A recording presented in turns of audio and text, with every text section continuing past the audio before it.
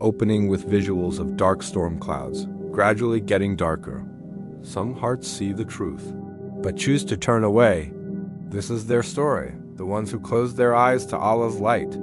There are those who, when faced with the clear signs and undeniable truth of Allah's message, make a conscious choice to disbelieve. The Qur'an tells us, indeed, those who disbelieve, it is all the same whether you warn them or not, they will not believe. Imagine a door that has been firmly shut and locked from the inside. No matter how much you knock, no matter how much you call out, the person inside has decided not to open it. This is the state of those who persist in their denial. The effort to guide them, whether through gentle reminders or stern warnings, becomes futile because they have already resolved in their hearts not to accept the truth. Visuals shift to a close-up of a heart slowly turning black, symbolizing a seal being placed upon it. This isn't a random occurrence, it's a consequence of their own actions. The verse continues, Allah has set a seal upon their hearts and upon their hearing, and over their eyes is a veil. This is one of the most profound and sobering concepts in the Quran. When a person repeatedly and arrogantly rejects the truth, their own spiritual senses begin to dull. Their heart, which was created to recognize its creator, becomes sealed. They can no longer feel the warmth of faith or the pull of guidance. Their hearing, which was meant to listen to the divine message, becomes deaf to its wisdom. Their sight, intended to see the signs of Allah all around them, is covered by a veil, rendering them blind to the spiritual realities. They might see the physical world, but they are blind to the deeper truths it points to. Show visuals of people with their backs turned to a distant, gentle light, deliberately ignoring it. This spiritual blindness and deafness are not punishments inflicted without cause. They are the natural result of a persistent choice to turn away from the light. Think of it like a muscle. If you never use it, it atrophies. Similarly, if you never use your spiritual faculties to seek and accept truth, they become weak and unresponsive. The veil over their eyes is woven from their own pride, their own desires, and their own stubborn refusal to submit. And the consequence of this state is severe.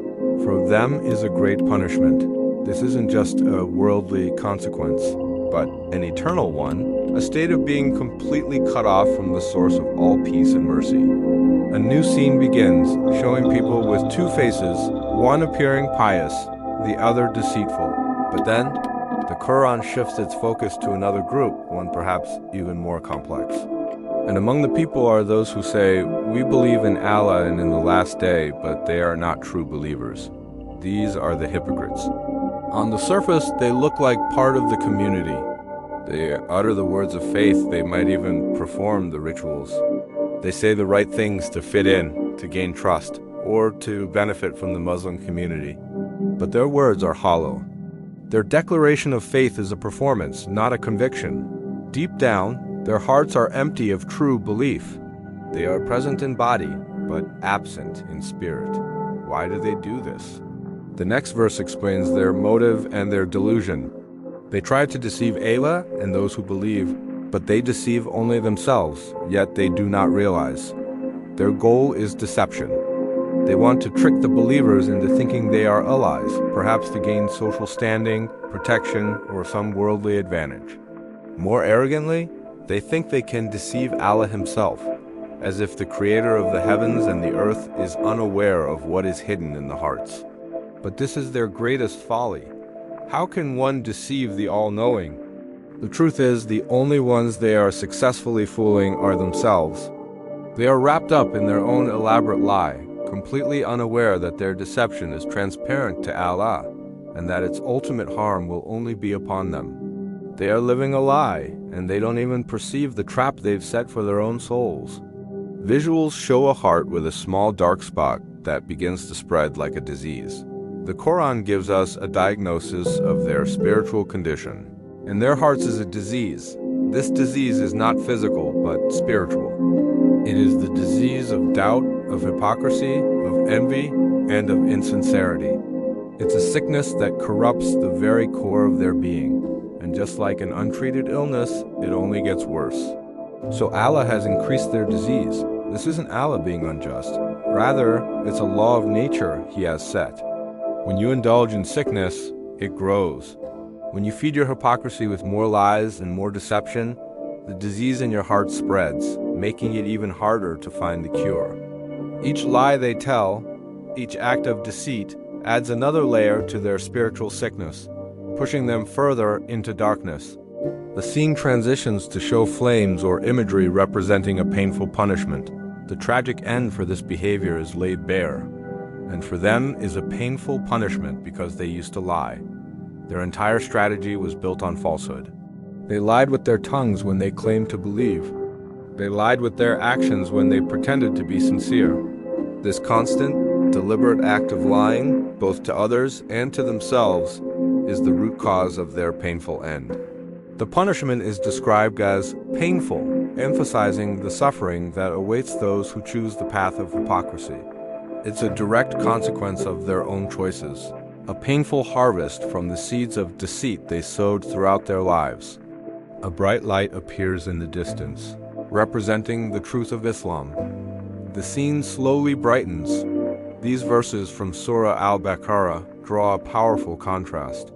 We see those who openly reject the truth and have their hearts sealed. And we see those who pretend to accept it, while a disease of hypocrisy festers within them. Both paths lead to ruin. But the very act of describing these states is a mercy from Allah. It serves as a warning and a mirror. It forces us to look within our own hearts and ask, are we sincere? Is our faith a deeply rooted conviction or just a superficial claim? Are we turning towards the light, or are we even subtly turning our backs to it? The video ends with a shot of a golden Qur'an, glowing brightly, symbolizing hope and guidance. The Qur'an separates truth from falsehood. Those who close their hearts lose everything, but those who return to Allah find peace. The path to healing is always open for those who are sincere. The remedy for the disease of the heart is to turn back to the source of all truth, to embrace honesty, and to align our words and our actions with a genuine belief in Allah and the last day. It's a call to self-reflection, a chance to cleanse our hearts before they become sealed or consumed by disease. Thank you so much for watching. If this reflection was beneficial, please consider liking the video and subscribing to the channel for more content that brings the message of the Quran to life. May Allah protect our hearts and keep us firm upon the truth. Peace be with you.